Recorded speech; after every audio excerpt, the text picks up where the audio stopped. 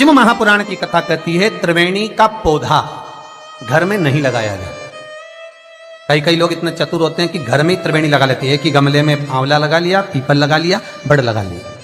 तो ये त्रिवेणी का जो पौधा होता है ये बाहर होना चाहिए, घर के अंदर नहीं होना चाहिए। हाँ, आंवले का पेड़ आप अलग से लगा लो, चल जाएगा।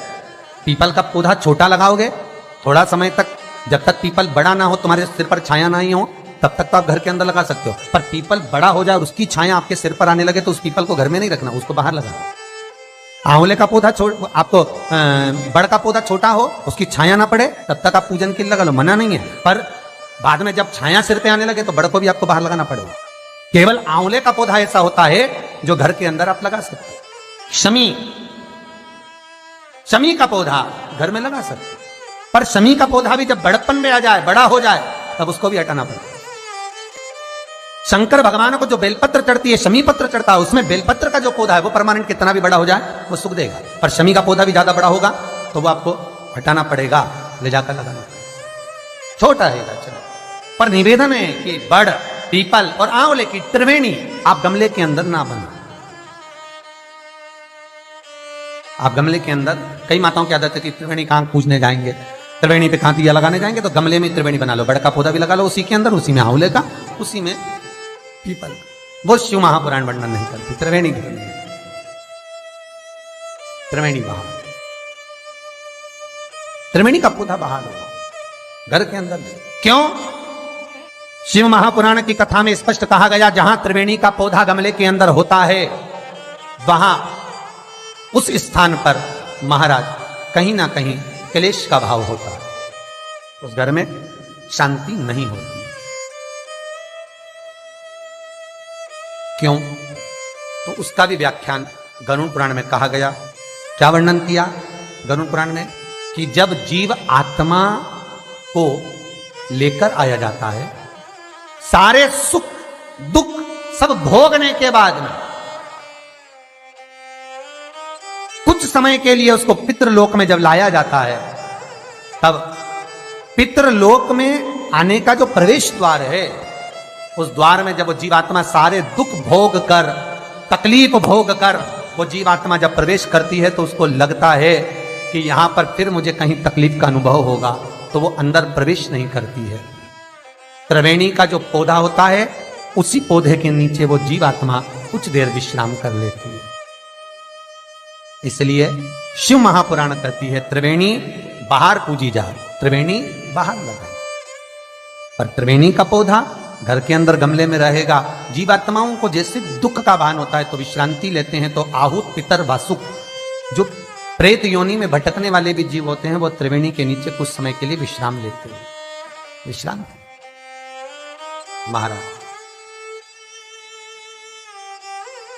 विश्राम। तो शिव महापुराण में और गणेश पुराण के अंदर एक बहुत सुंदर प्रसंग, गणेश पुराण में जैसे दुर्गा का प्रसंग कहा गया है, कल उस प्रसंग को थोड़ा वर्णन करेंगे गणेश पुराण के, कि कौन सी दुर्गा किस चीज के लिए लाभदायक है। तो गणेश पुराण में शमी के जो पत्ते का वर्णन करा गया, तो उसमें स्पष्ट कहा गणेश पुराण में कि यदि एक लोटा पानी, एक कलश जल, उसमें चंदन घोलकर, अक्षत के 5 दाने और पीपल के 2 पत्ते उसमें डालकर शमी के पेड़ के ऊपर उस जल को समर्पित कर कर आप अपनी कामना बोलकर जिस कार्य के लिए जाते हैं, वो कार्य मात्र 3 दिन में सफल हो जाता है। मात्र 3 दिन लगते। गणेश पुराण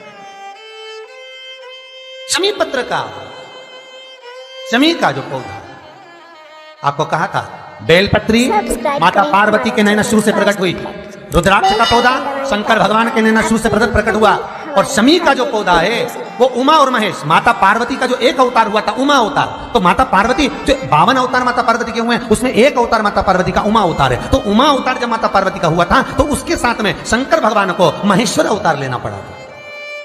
महेश्वर अवतार भगवान शंकर ने लिया। तो उमा और महेश्वर का जब मिलन हुआ था, उस मिलन के दृष्टिकोण से, उस मिलन की दृष्टि से शमी का पौधा उत्पन्न हुआ। शंकर भगवान की जो जलाधारी है, बस उस जलाधारी का मुख उत्तर का होना चाहिए। घर में भी अगर शंकर भगवान का शिवलिंग रखते हैं अपन, तो शंकर जी की जो जलाधारी का मुख होता है वो उत्तर का होना चाहिए। उत्तर।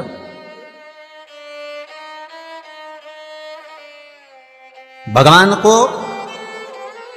जब भी बेलपत्र आप शिवलिंग पर समर्पित करते हैं तो ये डंडी का मुख आप जहां बैठकर कर रहे हो, आप उधर बैठे हो, इधर बैठे हो, इधर बैठे हो, जहां तुम भगवान शंकर के सामने बैठे हो, इस डंडी का मुख तुम जिस जगह पर बैठकर बेलपत्र समर्पित कर रहे हो, तुम जिस जगह बैठकर बेलपत्र चढ़ा रहे हो, तुम जिस जगह बैठकर बेलपत्र को भगवान शिव को समर्पित कर रहे हो, इस डंडी का मुख आपके ठीक विपरीतता के भाव में होना चाहिए। भगवान शंकर को जहां बैठकर चढ़ाओ, डंडी का मुख विपरीतता का।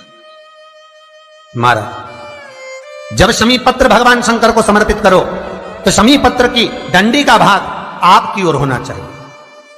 बेलपत्र की डंडी विपरीता भाव और शमी पत्र की डंडी का भाव, शमी पत्र की जो डंडी होती उसका भाग अपनी ओर होना चाहिए। यह बटकेश्वर महादेव कोई साधारण नहीं है महाराज। अदालत में केस चल रहा हो, प्रशासनिक कोई परेशानी आ रही हो, कोई एग्जाम निकल नहीं रहा हो, कोई केस अदालत में चल रहा है, नहीं निपट रहा, बड़ के पेड़ के नीचे शिवलिंग का निर्माण करिए बेल आइकन दबाएं ताकि आप अपडेट और शिवलिंग का निर्माण कर कर, वीडियो से पूजन कर कर, घी का घृत का दिया लगाकर दही चढ़ाइए। उस दही को वापिस हाथ से चम्मच में निकाल लीजिए। उस दही को रख लो, सब्सक्राइब करें। शिव जी की पूजन अर्चना कर कर भगवान भोलेनाथ के शिवलिंग का विसर्जन कर आओ। अपडेटेड दही जो चम्मच में निकाला है उसको एक रुमाल में लगा लीजिए, चाहे स्वस्तिक बना लो, चाहे छापा लगा लो, बिंदी लगा लो। उस रुमाल को जिस एग्जाम में बैठ रहे हो उसमें जेब में रखकर ले जाइए। अदालत जा रहे हो तो उसको अपनी जेब में रखकर लेकर जाइए। महाराज, बटकेश्वर महादेव का पूजन, बटकेश्वर महादेव का स्मरण, बटकेश्वर महादेव की आराधना, बटकेश्वर महादेव का नाम जाप, बटकेश्वर महादेव की अर्चना फल देती। बटकेश्वर